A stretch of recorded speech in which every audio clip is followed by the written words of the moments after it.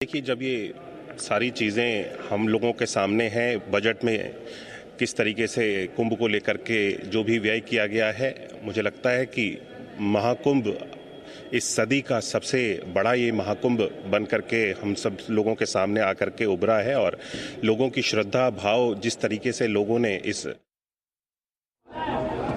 और एक पूरे मनोयोग से की।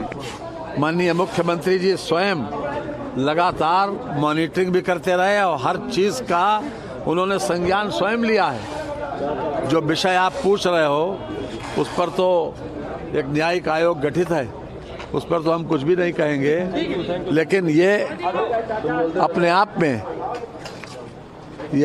में काफी है। तो सर, आज जो सपा का ये हंगामा है, इसको किस तरह से देखते, क्या कहेंगे?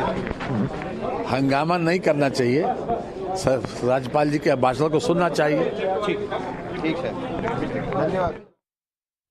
तो राज्यपाल के अभिभाषण के साथ में आज सत्र की शुरुआत होगी। उससे पहले वित्त मंत्री सुरेश खन्ना को आप सुन रहे थे। 20 फरवरी को हालांकि यूपी सरकार की तरफ से वित्त मंत्री सुरेश खन्ना बजट पेश करेंगे। इस बार के बजट में यूपी की जनता के लिए क्या कुछ हो सकता है वो भी देखना होगा, लेकिन विपक्ष का रुख साफ है। सदन के सत्र की शुरुआत होने से पहले ही विपक्ष की तरफ से लगातार प्रदर्शन किया जा रहा है। ये तस्वीरें भी आप देख सकते हैं। समाजवादी पार्टी के तमाम विधायक हाथों में तख्ती लेकर सदन पहुंचे हैं, जहां पर विधायकों की तरफ से प्रदर्शन किया जा रहा है। सर, बार बार 144 साल का जिक्र होता है। देखिए, अगर 144 साल का जो जिक्र हुआ है ग्रंथों में कहीं नहीं है। अगर कहीं है तो ये बताएं। तो केवल पीआर बढ़ाने के लिए उन्होंने इस तरीके का सरकारी धन का दुरुपयोग किया है, तो इनको इस्तीफा दे देना चाहिए। सर, कांग्रेस के नेता उपेंद्र राज का बयान है। नेता शिवपाल यादव की तरफ से भी सरकार को घेरने की एक तरह से कहें तो कोशिश की गई है। राष्ट्रीय महासचिव समाजवादी पार्टी शिवपाल यादव ने भी सरकार से तमाम सारे सवाल किए हैं, चाहे वो महाकुंभ के आयोजन को लेकर हो या फिर प्रदेश में जिस तरह की तस्वीरें पिछले कई दिनों में देखने को मिली। समाजवादी पार्टी की तरफ से उनको लेकर सरकार को घेरने की कोशिश की जा रही है और एसपी का अनोखा प्रदर्शन देखने को मिल रहा है। कोई विधायक हाथों में तख्ती लेकर पहुंचा है तो कोई हाथों में कलश लेकर पहुंचा है। मैंने सभी से अपेक्षा करी है कि ये बजट सत्र है। बजट सत्र एक पूरे वित्तीय वर्ष के लेखा जोखा प्रस्तुत करता है।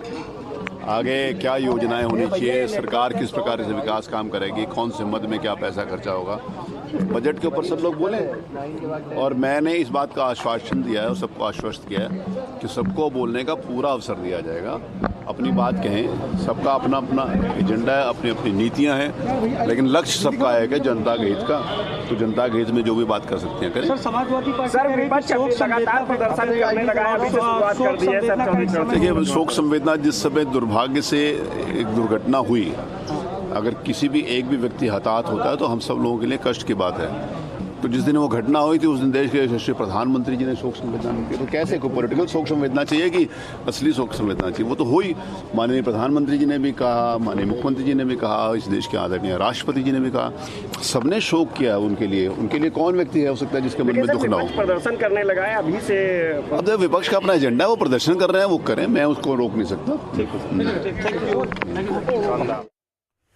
तो विधानसभा स्पीकर सतीश महाना को सुन रहे थे, जिन्होंने कल बैठक भी की थी। सर्वदलीय बैठक थी जिसमें सभी से सहयोग की अपील की गई थी। लेकिन आज में अगले वित्तीय वर्ष के अंतर्गत किस प्रकार से काम होना चाहिए, क्या योजनाएं होनी चाहिए, विपक्ष का कोई सुझाव में तो वो दे सकता है, सरकार अपनी योजनाएं बताएगी।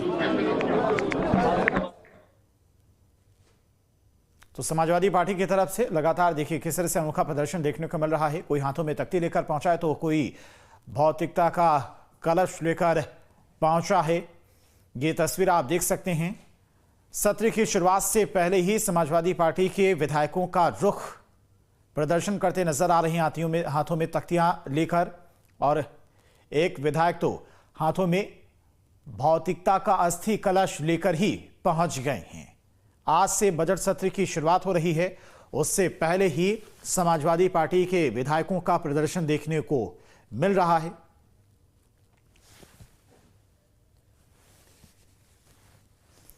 तो समाजवादी पार्टी के विधायकों का प्रदर्शन देखने को मिल रहा है। आज से यूपी विधानसभा के बजट सत्र की शुरुआत हो रही है। $1 ट्रिलियन की इकोनॉमी बनाने में सहायक होगा। ये आम आदमी का बजट होगा, नौजवानों को रोजगार के लिए होगा।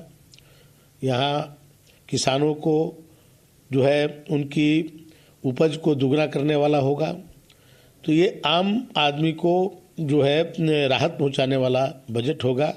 सभी का इस बजट में माननीय मुख्यमंत्री जी द्वारा ध्यान दिया गया है।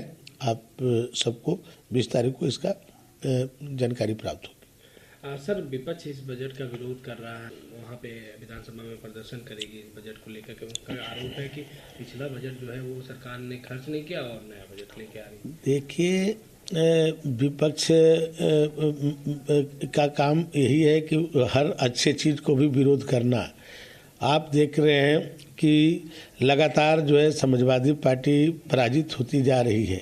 जनता में वो अपनी विश्वास को खोती जा रही है, क्योंकि जनता से जुड़े हुए समस्याओं से जो अपने आप को ये लोग अलग करके केवल विरोध की राजनीति कर रहे हैं, इसलिए जनता इन लोगों को सीधे से नकार रही है। अभी आपने जो मिल्कीपुर के चुनाव को आपने देखा कि केवल भारतीय जनता पार्टी की जीत ही नहीं हुई, प्रचंड बहुमत से जीत हुई। एक विधानसभा में आप 62,000 से ज़्यादा वोटों से जीतने का रिकॉर्ड बना। ये सब से जो है समाजवादी पार्टी विचलित है, इसलिए उनके पास कोई मुद्दा नहीं है, तो केवल विरोध की बात करते हैं। सपा राष्ट्र ध्वज पर रियलिटी चेक किया उन्होंने, कैंसर इंस्टीट्यूट भी गए, वहाँ पे उन्होंने जायजा लिया, तीमारदारों से मिला। उनका कहना है कि उत्तर प्रदेश में स्वास्थ्य व्यवस्थाएं बेकार हैं, इस सरकार ने विकास के लिए कोई काम नहीं किया, सिर्फ समाजवादी पार्टी की सरकार में जो काम बने थे उसको बिगाड़ा है। जो इतने ही बेहतर काम किए थे तो लगातार ये क्यों पराजित होते गए? खुद मुख्यमंत्री थे 2014 में जब लोकसभा का चुनाव हुआ तो प्रचंड मत से भारतीय जनता पार्टी 73 सीटें जीत करके आई। 2017 में खुद मुख्यमंत्री थे, इनको पैरों तले इनकी जमीन खिसक गई। 330 सीटें पा करके भाजपा प्रचंड बहुमत से जीत करके आ गई। 19 में अपने घोर विरोधी बहुजन समाज पार्टी को साथ ले आए, दोनों लोग मिल के चुनाव लड़े, लेकिन माननीय मोदी जी और जोगी जी के रथ को नहीं रोक पाए। अब बीजेपी जो है 67 सीट पा करके सबसे आगे रही। और 24 में 22 में भी कहते थे कि 400 सीट हम पाएंगे, 3 सीट में विपक्ष रहेगा। जनता ने उसका भी जवाब दिया। प्रचंड बहुमत से फिर से जो है जोगी जी दूसरी बार मुख्यमंत्री बने। 38 सालों के बाद कोई मुख्यमंत्री दोबारा सत्ता में आया, अपने काम।